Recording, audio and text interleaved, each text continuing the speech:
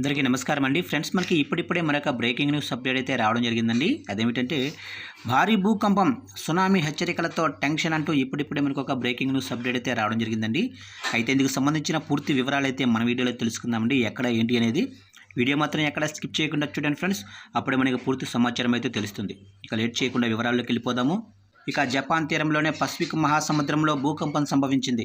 మంగళవారం తెల్లవారుజామున రెక్టర్ స్కేల్పై 5.9 తీవ్రతతో భూకంపం సంభవించడంతో ఆయా ప్రాంతాలలో అధికారులు సునామీ హెచ్చరికలు కూడా జారీ చేశారు. ఇక జపాన్లో భూకంపం సంభవించింది. జపాన్ తీరంలోనే పసిఫిక్ మహాసముద్రంలో భూకంపం వచ్చింది. ఇక మంగళవారం తెల్లవారుజామున రెక్టర్ స్కేల్పై 5 తీవ్రతతో భూమి కంపించింది. ఇక జపాన్ దీవులైన ఈజు ఐలాండ్లో రెక్టర్ స్కేల్పై 5.6 భూకంపం నమోదైనట్లు యుఎస్ జియోలాజికల్ సర్వే వెల్లడించింది. ఈ భూకంపం వల్ల 1 మీటరు పరిధితో కూడిన సునామీ వచ్చే అవకాశం ఉందని హెచ్చరికలు జారీ చేసింది. ఇక జపాన్ తీరంలోనే పసిఫిక్ మహాసముద్రంలో భూకంపం సంభవించింది.